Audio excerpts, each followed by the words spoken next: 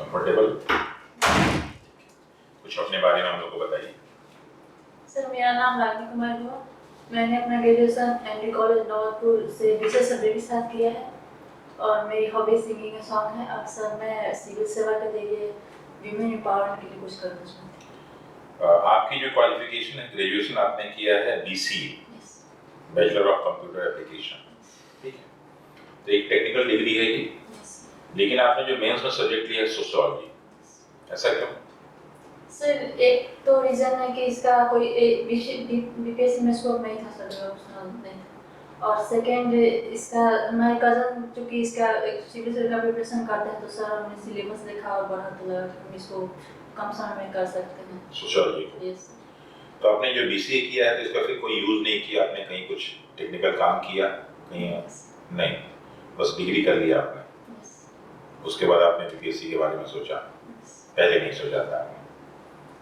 तो 2017 से लेके 2023 6 साल हो गए, तो बीच में आपने कुछ किया? इसके पहले दिया BPSC? सर एक और अटेम्प्ट दिए थे। PT मेंस उसमें कुछ हुआ? सर मेंस लिखे थे बट नहीं हुआ। अच्छा, मेंस आपने लिखा। ओके, ठीक है। सर आपने BCA क्यों किया था? सर पहला तो वो ग्रेजुएशन की सब्जेक्ट से करना था तो लगा कि टेक्निकल नॉलेज से कुछ हो जाएगा और आगे अगर मतलब अवसर मिला तो सर MCA कर सकते हैं। तो MCA अभी तक में आपका 3 बार MCA कंप्लीट हो चुका होता है सर, लेकिन फाइनल ईयर आते आते लगा कि सिविल सर्विसेज में जाना चाहिए। तो सिविल सर्विसेज के लिए आपने जब तैयारी शुरू की थी, कहाँ से शुरू की थी, किस जगह से, मतलब क्या करके शुरू किया था? सर खुद से YouTube के माध्यम से देखकर YouTube के माध्यम से पढ़ाई कर रही थी। ये आपको नहीं लगता कि 6 साल कुछ ज़्यादा समय आपने इसके लिए भी लगा दिया जब आप इतनी इच्छुक थी इस चीज़ के लिए, सिविल सर्विसेज के लिए? सर ट्राई तो किए थे बट नहीं हुआ। आपका ये PT एग्जाम कब हुआ था? 68 67 का है ना ये? Yes sir. कब सर हुआ? 2021 में। 2021 में 4 ही साल हुआ ना? ओके, और 2 साल आपने जो है तैयारी की, पहले फिर कोरोना काल आ गया होगा। बीच में कुछ डिस्टर्ब हुए थे। 68 आपने दिए? सर दिए थे, उसमें PT टाइम नहीं हो पाया था, मेंस था इसका 69 किया आपने? Yes sir. 69 में क्या लग रहा है आपको? सर इसमें है चांस। इसमें है चांस। अच्छा, अगर सपोज आपका सिलेक्शन हो जाता है इधर 68 और 67 वाले में और उधर 69 में भी आपका सिलेक्शन हो जाता है और 69 में आपको बेहतर कोई पोस्ट मिल जाता है, तब आप क्या करेंगे? जाना चाहूँगी इसमें। अच्छा क्वेश्चन है। अब जाहिर सी बात है सिलेक्शन होने के बाद कुछ दिन बाद आपकी शादी भी होगी। देखिए, जो परिवार होता है वो महिला पे ज़्यादा डिपेंडेंट होता है। पुरुष अर्न करके लाता है, उसकी जो सेवा होती है वहीं तक समाप्त हो जाती है, लेकिन उस चीज़ों को मैनेज करना, रिसोर्सेज को मैनेज करना, घर को मैनेज करना, तो आप अपने फैमिली लाइफ और प्रोफेशनल लाइफ को एक साथ कैसे मैनेज करेंगे आफ्टर सिलेक्शन? सर हमारे लिए सबसे पहला तो प्रोफेशनल लाइफ हुआ, क्योंकि यहाँ पे हम सेवा का जो भी हमें शपथ दिलाया जाएगा तो उसके लिए तत्पर रहेंगे। उसके बाद सब फैमिली को, कि बहुत सारी महिलाएं हैं जो फैमिली और प्रोफेशनल पर्सनल। बहुत पुरानी कहावत है, charity starts at home. Sir तो घर पे हमारे लिए करने के लिए बहुत सारे और भी लोग रहेंगे हमारी सहायता के, जैसे मैं। ये चीज़ नौकरी में नहीं, फिर आ जाएगा कि वहाँ पे भी तो बहुत सारे लोग हैं हमारे अलावा काम करने के लिए, हमें फिर सब काम करें। वहाँ पे लेकिन हमारी प्रायोरिटी रहेगी सर मेन, यहाँ पे चल सकता है। आपके जवाब हमको कन्विंसिंग नहीं लग रहा है। क्या, चलिए, आपने सोशियोलॉजी लिया है। सोशियोलॉजी और एंथ्रोपोलॉजी में क्या अंतर होता है? सर सोशियोलॉजी और एंथ्रोपोलॉजी दोनों एक दूसरे से रिलेटेड है। उसमें भी मानव के व्यवहार का अध्ययन किया जाता है और समाजशास्त्र में भी मानव का अध्ययन किया जाता है, मानव व्यवहार का। और सर मानव शास्त्र है वो आदिम समाज के लिए बेसिकली जाना जाता है, तो जब तक हम पिछले समाज की संस्कृति और सभ्यताओं को नहीं जान पाएंगे समाजशास्त्र में, चूँकि आगे का आधुनिक सभ्य समाज के बारे में नहीं पता कर पाएंगे। और क्रोवर ने भी सर बोला था कि मानव शास्त्र और समाजशास्त्र दोनों जुड़वा बहने हैं। मोरल और एथिक्स में क्या अंतर होता है? आपको जानकारी है इसकी? कोई बात नहीं। फैमिली में किसको किसको इंक्लूड किया जाता है? सर माता पिता भाई बहन पति पत्नी और भी मूल पीढ़ी के अलावा अन्य भी पीढ़ी के लोग रह सकते हैं जो रक्त संबंधी लोग विवाह सोशियोलॉजी तो उसके अनुसार आप जवाब से दें। विवाह संबंध के उपरांत रक्त संबंधी या फिर कोई गोद लिया हुआ हो तो सबसे फैमिली में इंक्लूड हो जाता है। वो दिया हुआ आता है उसमें। सही include होता है। अच्छा, ये क्या होता है? कहते हैं जो आदमी एक शब्द यूज करता है सोशियोलॉजी में, मार्जिनल कम्युनिटी। मार्जिनल कम्युनिटी कौन होता है?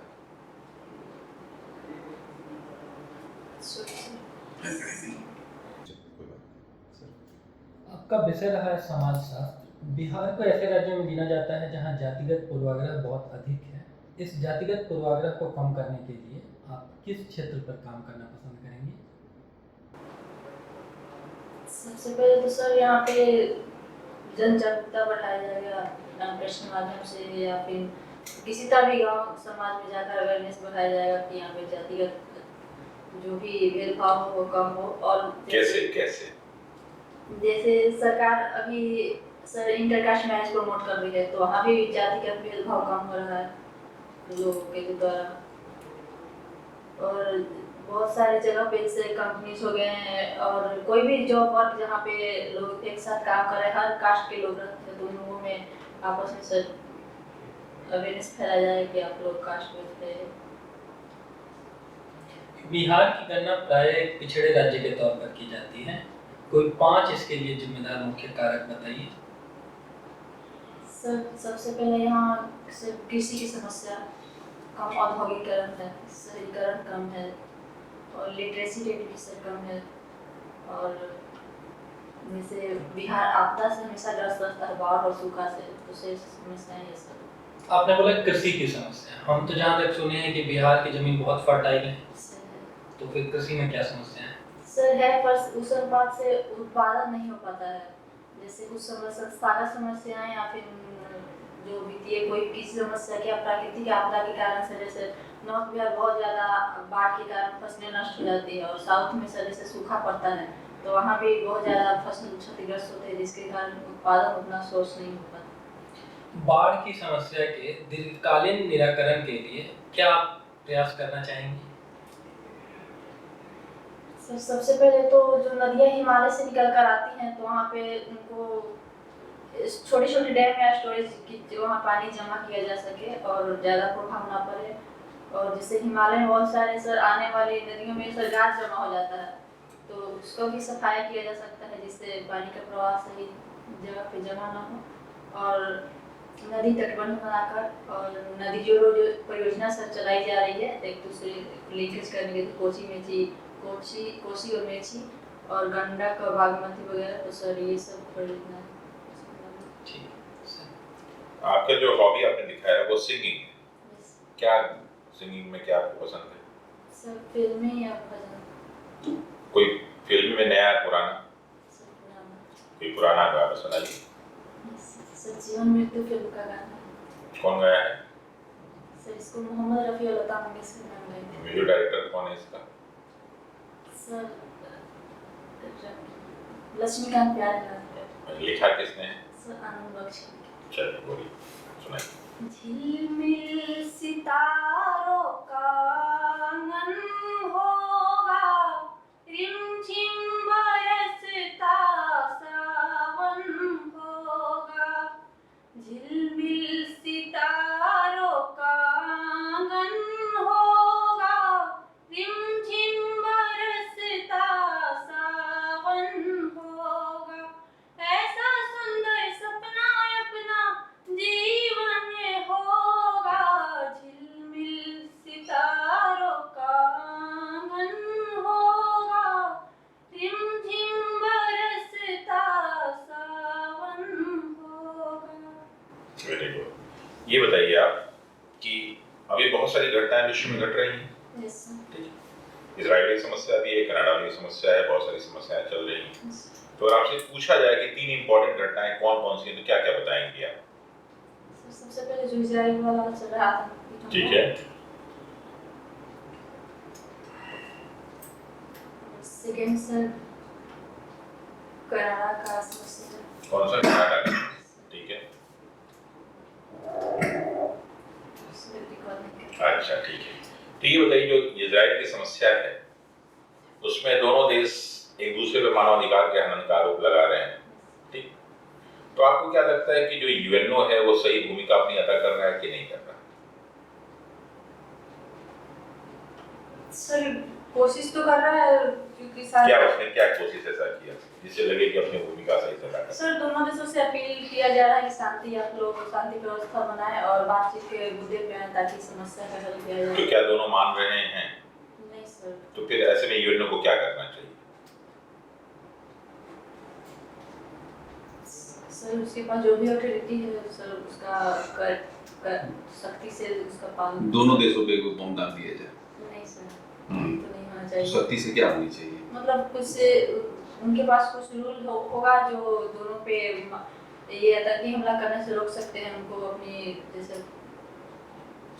जैसे एक हफ्ता हो गया, अभी कुछ ऐसा तो दिखा नहीं। जो हमास को काम करना है वो हमास कर रहा है, जो इजराइल को काम करना है इजराइल कर रहा है, लेकिन एट लास्ट में नुकसान तो जनता का हो रहा है, जिसमें बहुत सारी जनता का कोई भी योगदान नहीं है। बहुत सारे बच्चे मारे जा रहे हैं, बहुत सारी महिलाओं दोनों पक्ष के मारे गए। इजराइल में जब हमला हुआ तो ऐसे लोग थे जिनकी लड़ाई से कोई मतलब नहीं थी, लोग फंक्शन सेलिब्रेट कर रहे थे, मारे गए। और जब इजराइल जब हमला कर रहा है तो वहाँ के बहुत सारे ऐसे लोग मारे जा रहे हैं। तो नुकसान तो ऐसे लोगों का हो रहा है जिसको युद्ध से कोई मतलब ही नहीं। तो आपको ऐसा नहीं लगता है कि यूएनओ अब अप्रासंगिक हो गया है? सर है, कुछ सुधार किया जा सकता है। क्या सुधार करना आप चाहेंगे, क्या आप सजेशन देंगे? सर उनमें सबसे पहले तो जो वीटो पावर का 5 ही देश पहले से चले आ रहे हैं, उनमें सर बढ़ावा दिया चाहिए, चेंज किया जाना चाहिए, उसमें और ऐड किया जाना चाहिए। क्यों ऐड किया जाना चाहिए वो?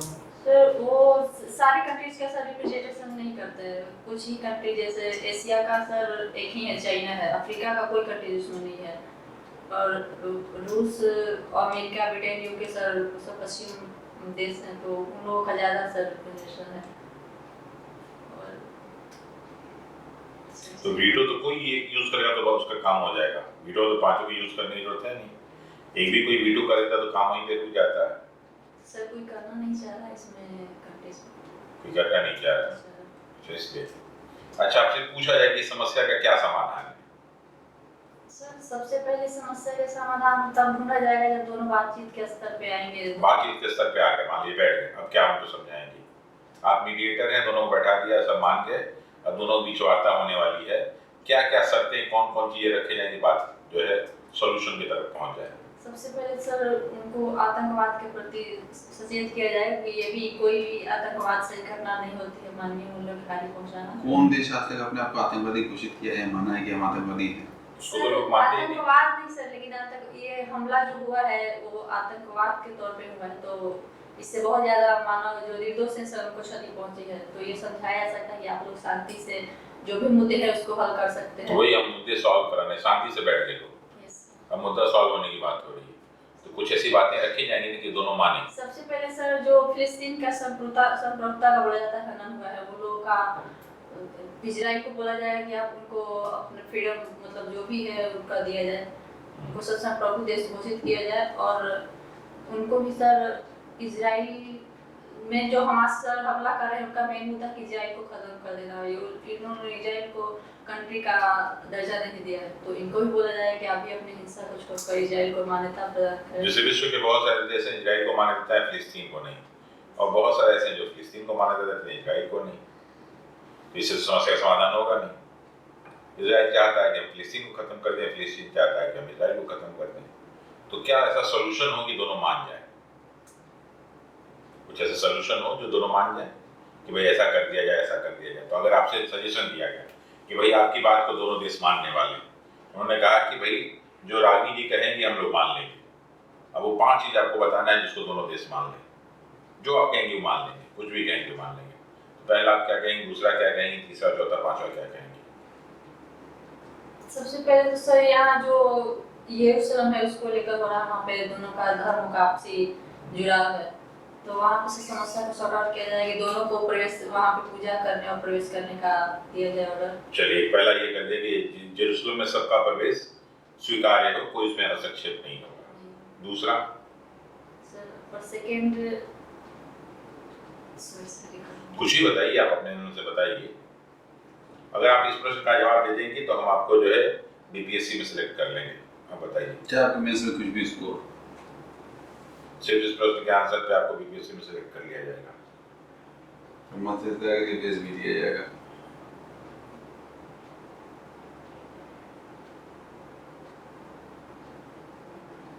सोच के बताइए। पहला तो आपने सही बताया, बाकी चार और बताइए। और सेकेंड सर, इजराइल को बोला जाएगा कि जो भी फिलिस्तीनी एरियाज हैं उनको फ्री कर दिया जाए, उनको सफलता दे दी जाए। तो फिलिस्तीन का तो पूरा ही एरिया कहता है, हमारा पूरा एरिया सर है। पूरा नहीं, उसमें इजराइल भी कुछ मिला हुआ, जैसे डिवाइड हुआ था दोनों, तो अभी भी कुछ जैसे वेस्ट बैंक एरिया है वहाँ पे इजराइल वगैरह का कब्जा ज़्यादा है, अच्छा, तो वहाँ उनकी सफलता दी जाए। और फिलिस्तीन, सॉरी सर, नहीं आपको सिलेक्शन चाहिए, आप यहाँ आइए सिलेक्शन के लिए ना। कैसे आपको सिलेक्शन तो इसी आधार पर देने वाले हैं, आप ही को समस्या का समाधान करना है।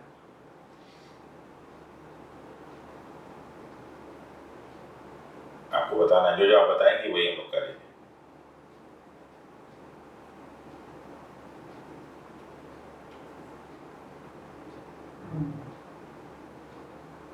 आराम से सोचिए। आप सोच लीजिए, देखिए ये प्रश्न ऐसा नहीं है कि आदमी आप रट क्या ही बता देंगे, आपको सोचने का पूरा हम लोग समय दे रहे हैं ताकि सोच के ही इस प्रश्न का जवाब दिया जा सकता है। ऐसा कहीं लिखा हुआ नहीं है, अगर लिखा हुआ होता तो समस्या का समाधान हो चुका होता, 70 साल हो गए। लेकिन अभी समाधान नहीं है, यानी किसी को सोचना पड़ेगा, तो आपको सोचने की बारी आपको दे दी गई। सेकेंड सर, जो दोनों तरफ के पॉलिटिक्स जैसे फिलिस्तीन में धर्म को लेकर जो भी लोगों का मुद्दा है उनको सद्भाव की बताया जाए कि कोई भी मुद्दा जैसे आतंकवाद से सॉल्यूशन नहीं हो पाएगा, कोई भी धर्म मानवता का पाठ सिखाते हो तो आप लोग ये मतलब अहिंसा का रास्ता छोड़े और एक दूसरे से बैठकर शांतिपूर्वक जो भी समस्या है उसका समाधान निकाला जाए। ठीक है, और बताइए। इसमें से बहुत ज़्यादा राजनीतिक जो हस्तक्षेप हो रही हैं, बढ़ावा दिया जाए, अरब मतलब अरब कंट्री सपोर्ट करें फिलिस्तीन को, और जो पश्चिमी देश हैं सर वो इजराइल को, तो इन लोगों को अलग कंट्रीज को भी बोला जाए कि आप लोग उकसावा ना दें और सर समझौता कराने में प्रयास करें। चलिए, thank you Ragini ji. Okay sir, पूछो sir. Thank you. Okay, nice meeting.